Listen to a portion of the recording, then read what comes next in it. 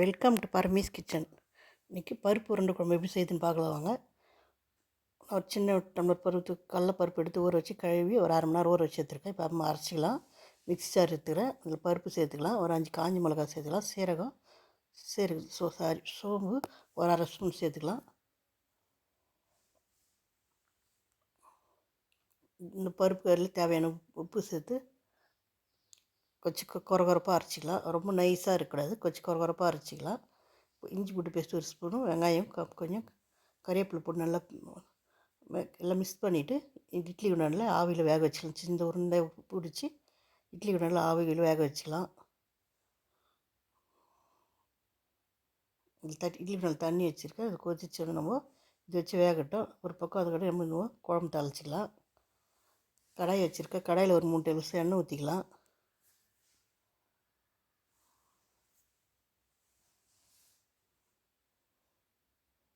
கடுகு அரை ஸ்பூன், சோம்பு அரை ஸ்பூன் சேர்த்துக்கலாம். கடுகு பொரிஞ்சோன்னே வெங்காயம் சேர்த்துக்கலாம்.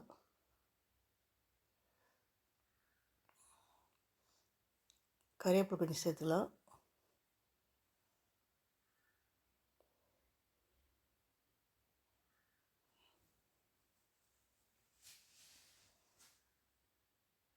இஞ்சி பூண்டு ஒரு டேபிள் ஸ்பூன் சேர்த்துன்னு 2 காஞ்சி மிளகா சேர்த்துன்னு வெங்காயம் வதங்கினோன்னா நம்ம தக்காளி சேர்த்துக்கலாம்.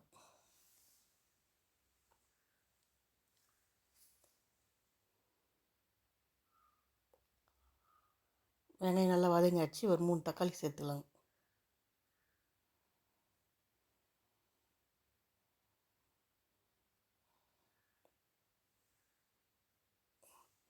கடலைப்பருப்பு நம்ம முன்கொசர் கடலைப்பருப்பு ஆகாது, நம்ம கேஸ் ட்ரபிள் மாதிரி ஆகிடணும். அப்போ ரொம்ப துவரம்பருப்பும் பருப்பு கொஞ்சமாக துவரம்பருப்பு போட்டு நம்ம ஊற வச்சு அரை மணி நேரம் ஊற வச்சு நம்ம மாதிரி மிக்ஸி ஜாரில் அரைச்சி நம்ம செய்தோம்னா வயிறு வலி இந்த கேஸ் ட்ரபிள் இல்லாதவங்களுக்கு இந்தமாதிரி துவரம்பருப்பு போட்டுக்கலாம். ஒருத்தருக்கு ஆகாது கடலைப்பருப்புனால துவரம்பருப்பு போட்டு செய்யணும், இன்னும் நல்லா டேஸ்ட்டாக இருக்கும். நல்லா வெங்காய தக்காளி வதக்கி வச்சு மஞ்சள் தூள் அரை ஸ்பூன் சேர்த்துக்கலாம். மிளகாய் தூள் 2 டேபிள் ஸ்பூன் சேர்த்துக்கலாம். நம்ம இந்த குழம்புக்கு தேவையான அளவு உப்பு சேர்த்துக்கலாம். இல்லை பச்சை வாசனை போக வதக்கலாம். நல்லா வதங்கின பிறகு ஒரு 1/2 டம்ளர் தண்ணி ஊற்றி நல்லா கொதித்தோடனே நம்ம சின்ன எலுமிச்சை பழம் புளி சேர்த்து நம்ம ஊற வச்சுருக்கோம்.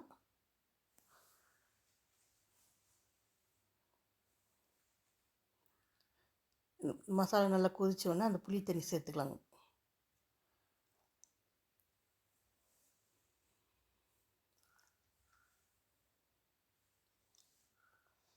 நல்லா கொதிக்கிட்டு ஒரு 2 பீஸ் தேங்காய் அரைச்சி வச்சுருக்கேன். நான் அந்த தேங்காயை சேர்த்துக்கலாம்.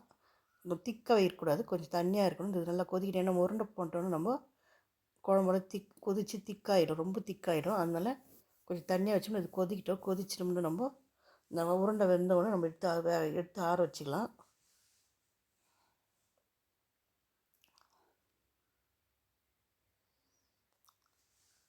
தேவையான அளவு தண்ணி நம்ம சேர்த்துட்டு நல்லா கிளறிட்டு மூடி போட்டு வச்சுட்டு நல்லா கொதிக்கிட்டோம்.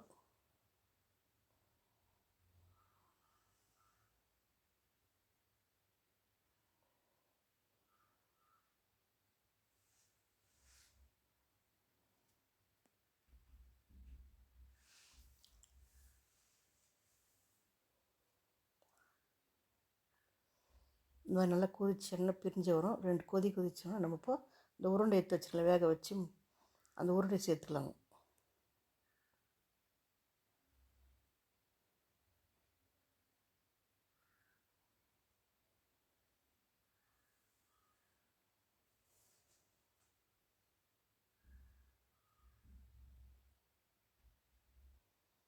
உருண்டை சேர்த்துட்டு நம்ம ரொம்ப கிளறாமல் லேசாக கிளறிக்கலாம், இல்லைன்னா உருண்டை உடஞ்சிடும்.